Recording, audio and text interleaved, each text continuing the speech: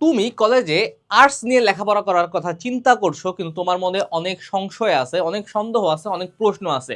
তোমাদের এই সন্দেহ একটু কমিয়ে দেবো আজকের এই ভিডিওর মাধ্যমে। এই ভিডিওতে আমরা বলে দেবো যে কারা আর্টস নিবা, আর্টসে গেলে কিভাবে পড়াশোনা করবা, এবং আর্টস থেকে কিভাবে ভালো একটা কেরিয়ার তৈরি করা যায়।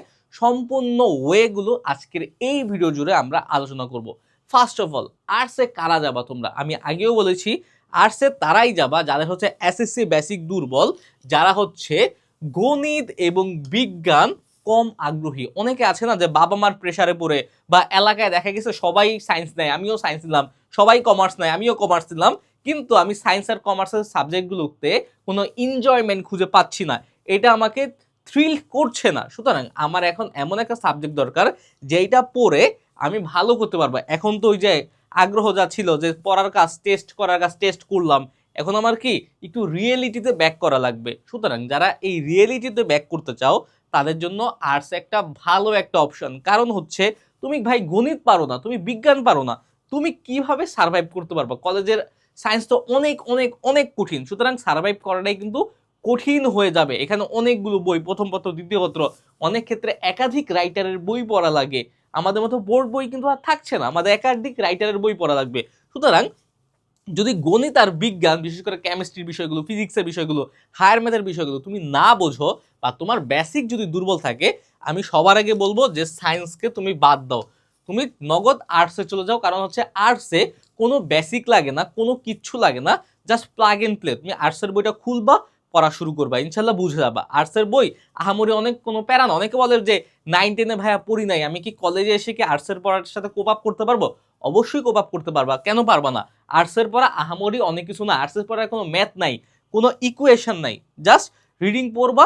যেখানে একটু সমস্যা হবে তুমি টিচারের হেল্প নিবা, কলেজের ক্লাস তো হবেই, ওইখানে ক্লাস করলেই হয়ে যাবে। আর্টসে কোনো প্যারা নেই।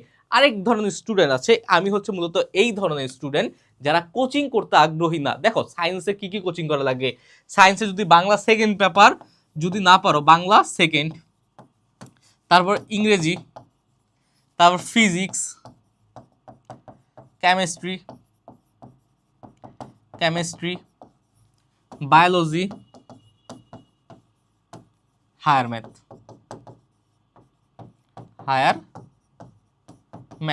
এক দুই তিন চার পাঁচ ছয়টা কোচিং। আবার আইসিটি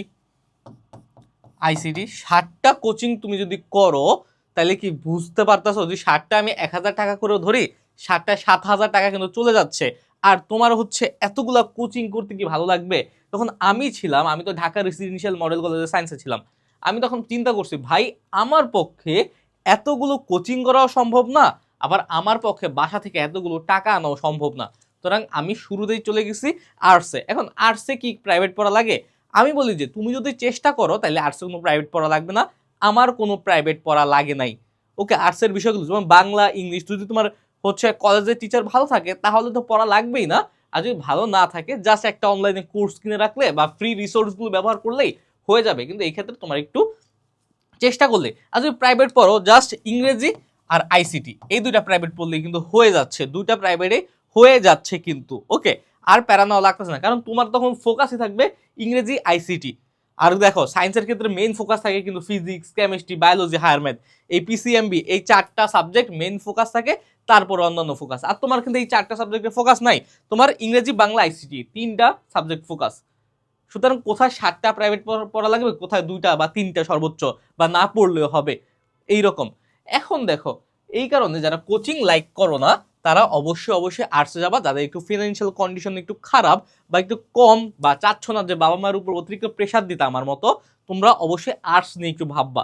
আর্টস তোমরা পড়লেই পারবা ভাইয়া, আর্টসের জন্য কোনো বেসিক লাগে না। ফার্স্ট অফ অল হচ্ছে এইটা মেইন কথা। তারপর বিসিএস এবং সরকারি চাকরি, যারা বিসিএস দিতে চিন্তা করতেছো যে আমি হচ্ছে ইওনো হব, ম্যাজিস্ট্রেট হব, এসপি হব, ডিসি হব, তোমাদের জন্য কি এই আর্টস কিন্তু যথার্থ। কারণ হচ্ছে বিসিএস এর আমাদের প্রাইমারি যে এক্সামগুলো হয়, অবশ্যই ওগুলো হচ্ছে কি আর্টস কেন্দ্রিক হয়। আর্টসের স্টুডেন্টরা বিসিএস এ বেশি যায়। ওকে, আর যাদের হচ্ছে চিন্তা ভাবনা থাকে তার পাশাপাশি প্রাইভেট বিশ্ববিদ্যালয় পাওয়া, কারণ হচ্ছে কি সব বিসিএস এ সবচেয়ে বেশি স্টুডেন্ট কোথাকার? বিসিএস এ প্রায় 27% স্টুডেন্ট লাস্ট বিসিএস এ হচ্ছে ঢাবি থেকে গেছে। শুধুমাত্র ঢাবি থেকে সবচেয়ে বেশি স্টুডেন্ট ঢাবি থেকে যায়। ঢাকা বিশ্ববিদ্যালয় থেকে আর কি। সুতরাং একটা পাবলিক বিশ্ববিদ্যালয়, প্রাইভেট বিশ্ববিদ্যালয় থেকে বিসিএস এ খুব কম স্টুডেন্ট যায়, সরকারি চাকরিতে খুব কমই যায়। যদি সরকারি চাকরি বাংলাদেশের প্রেক্ষাপট থেকে চিন্তা করো, পাবলিক বিশ্ববিদ্যালয়ের স্টুডেন্টরাই যায়। এখানে বলতে পারো যে 95% পাবলিক বিশ্ববিদ্যালয়ের স্টুডেন্টরা বিসিএস এ যেয়ে থাকে। সুতরাং তোমার চিন্তা থাকে যদি সরকারি চাকরি বিসিএস, তাহলে অবশ্যই তোমার পাবলিক বিশ্ববিদ্যালয়ে চান্স পেতে হবে। আর পাবলিক বিশ্ববিদ্যালয়ে চান্স পাওয়ার সবচেয়ে ইজিয়েস্ট উপায় হচ্ছে আর্টস। সবচেয়ে ইজিয়েস্ট উপায় কি? আর্টস। কারণ হচ্ছে আর্টস থেকে, আর্টসের যে পরিমাণ সিট থাকে আর যত সহজেই চান্স পাওয়া যায় অন্য কোনো জায়গা থেকে পাবা না। সায়েন্স যদি তুমি ভাই অনেক বেশি কম্পিটিটিভ, যদি সায়েন্স তুমি বেসিকই না জানো, সায়েন্স যদি ভালোভাবে না পারো, তাহলে সায়েন্সে খারাপ করবো। অবশ্যই সায়েন্স ভালো, কিন্তু সায়েন্সকে কিন্তু ওইভাবে শিখা লাগবে, ওইভাবে জানা লাগবে, ওইভাবে পারা লাগবে, কারণ কম্পিটিশন লেভেলটা অনেক হাই। কিন্তু আর্টসে কিন্তু কম জানলে হয়ে যাচ্ছে, কারণ হচ্ছে কম্পিটিশনটা খুবই লো। ওকে, তোমরা গ্রামগঞ্জে অনেকটা ভুল ধারণা নিয়ে থাকো যে আর্টসে কিছুই নাই, আর সব খারাপ স্টুডেন্টরা নাই, কিন্তু এটা ভুল।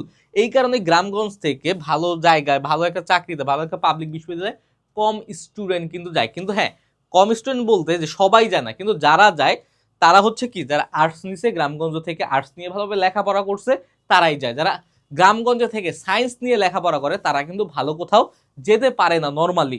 হ্যাঁ, ইন জেনারেল বললাম আর কি। এখন যাদের পড়তেও লিখতে ভালো লাগে তারা সায়েন্স নেবে, এখন যারা আর্টস নেবে। এখন তোমাদের একটা কমন প্রশ্ন থাকে, ভাইয়া আর্টস মানে কি শুধুমাত্র মুখস্থ?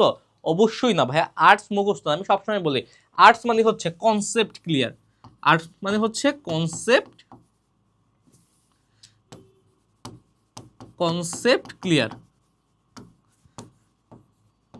যদি কনসেপ্ট ক্লিয়ার থাকে তাহলে তোমার জন্য আর্টস।